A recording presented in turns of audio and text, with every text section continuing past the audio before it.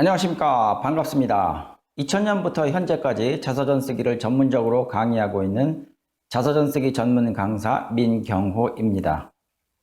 이번 시간에도 아동기 글감에 대한 질문을 알아보고 답변을 생각해 보는 시간을 가지겠습니다. 지금 공부하실 내용은 내 자서전 쓰기 실전북 책 중에서 아동기 청소년기 편에 해당하는 38페이지에 나와 있는 질문입니다. 당시 나의 꿈은 어떤 사람이 되는 것이었나? 노력했나? 중고등학교는 어느 곳을 다녔고 통학은 어떻게 했나? 이것이 질문입니다. 학창시절에 대한 질문입니다. 목표가 있었는지를 묻는 질문이고 그에 대해 노력했는지도 아울러 묻습니다.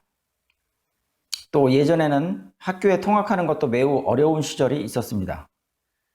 걸어다닌 사람도 있고 콩나물 시루처럼 사람들로 빽빽하게 들어찬 버스를 타고 다닌 사람도 있을 것입니다. 통학길에 있었던 재미있는 에피소드가 좋은 글감이 되기도 합니다. 꿈 많던 중고등학교 시절, 뒹구는 낙엽만 보고도 깔깔대던 시절이 있었는지 생각해 봅시다. 삐딱하게 교모를 쓰고 옷에만 신경 쓰고 겉멋만 부리던 시절은 없었나요? 지금은 과거가 되어버린 그때가 그립지 않나요? 그때의 추억을 소환해서 행복한 기분을 느껴보시기 바랍니다.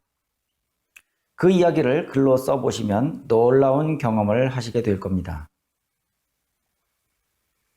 다음으로 생각해 볼 질문은 내 자서전 쓰기 실전북 책 중에서 아동기 청소년기 편 40페이지에 있는 질문이 되겠습니다. 학교에서 별명은 콤플렉스가 있었나? 문제를 일으킨 때는? 학급 친구들과 몸싸움을 한 적은 있는가? 이것이 질문입니다. 학창시절에는 누구나 감수성이 풍부한 시기였으므로 여러 가지 예측 불가능한 일들이 일어날 수도 있고 돌발 상황도 있었을 것입니다. 친구 간에 별명을 부르며 놀리는 경우도 있고 남모를 콤플렉스에 시달리는 경우도 있습니다. 또 친구들과 몸싸움을 해서 부모님에게 걱정을 끼쳐드리는 경우도 있었을 것입니다. 질풍노도의 시기에 겪었을 만한 자신만의 이야기를 엮어내는 것입니다. 친구와 다투었다면 그 이유가 있었을 텐데 그것도 기억해 보시기 바랍니다. 철없이 행동한 적은 없었는지, 자랑스럽거나 후회할 일은 없었는지를 회상해 봅니다. 만일 그때로 다시 돌아간다면 어떻게 행동할 것인지 상상해 보는 것도 재미있는 활동이 될 것입니다. 다음으로 생각해 볼 질문은 내 자서전 쓰기 실전북 책에서 45페이지에 있는 질문입니다.